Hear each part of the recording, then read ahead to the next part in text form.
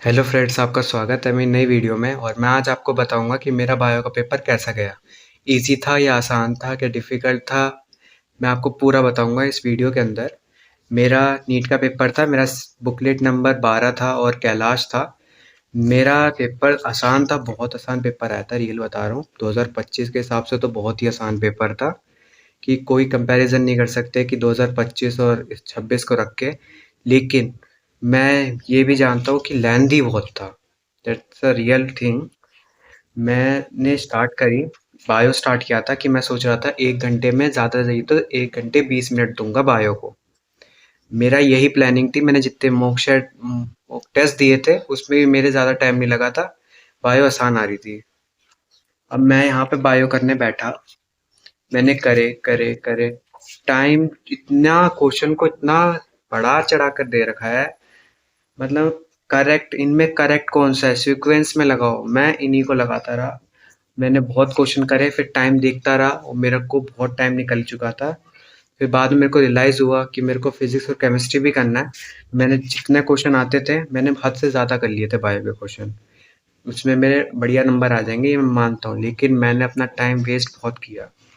ये इधर से मैं बहुत डिसअपॉइंटेड हुआ कि मैंने अपना टाइम वेस्ट किया बहुत। तो मैंने फिजिक्स खोली, फिर फिजिक्स मेरे को क्वेश्चन सॉल्व करने थे, मेरे पे बहुत कम टाइम बचा था। मैंने बहुत टाइम को यूटिलाइज करके काफ़ी क्वेश्चन सॉल्व करे और बहुत ज़्यादा क्वेश्चन बना भी लिए थे। और बस मेरा डिसएडवांटेज ये था कि मैंने हिंदी प्लस इंग्लिश में लिया। हिंदी प्लस इंग्लिश में डिसएडवांटेज ये रहता है कि मैं सोच रहा था कि हिंदी में भी पढ़ लूँगा, इंग्लिश में भी पढ़ लूँगा। हाँ, ये क्वेश्चन नहीं आएगा तो ये क्वेश्चन को हिंदी में समझ के क्वेश्चन सॉल्व कर दूंगा। ये गलती, अगर आप हिंदी मीडियम के हो तो आपको बेनिफिट हो सकता है, लेकिन अगर आप इंग्लिश मीडियम के हो तो ये मत करना, क्योंकि कहीं ना कहीं आपको दिक्कत तो झेलनी पड़ेगी। मैं इंग्लिश में पढ़ रहा, मुझे थोड़ी बहुत इंग्लिश में होती है कि बढ़ा देते हैं, कि समझने में दिक्कत हुई, मैंने हिंदी में पढ़ा। मैंने ये गौर नहीं किया कि मेरा जो टाइम है, मैं 1 मिनट के अंदर एक क्वेश्चन करना होता है, वहाँ मैं 2 मिनट से ज़्यादा टाइम दे रहा था। मेरा यहीं पे बहुत टाइम वेस्ट हो चुका था। मैंने जल्दी से जितने क्वेश्चन आते थे उनको अटेंड किया। बायो में मेरे आधे से ज़्यादा हो रखे थे।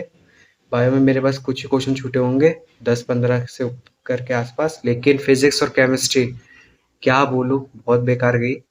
क्वेश्चन मैंने अटेंड करे हैं, सही भी हैं।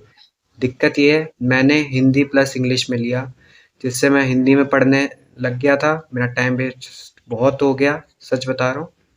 अगर आप इंग्लिश मीडियम के हो तो हिंदी में मत लेना। आप अगर ये सोचो कि मैं हिंदी में पढ़ लूँगा, अगर इंग्लिश में समझ नहीं आए तो टाइम वेस्ट होता है।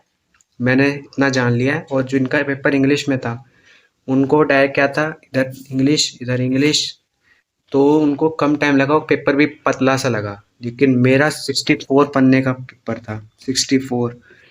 अब मैं यहाँ ये कर रहा था कि 64 पन्ने का पेपर है तो पेपर कितना बड़ा होगा, मैं आधा पैनिक यहीं हो चुका हूँ।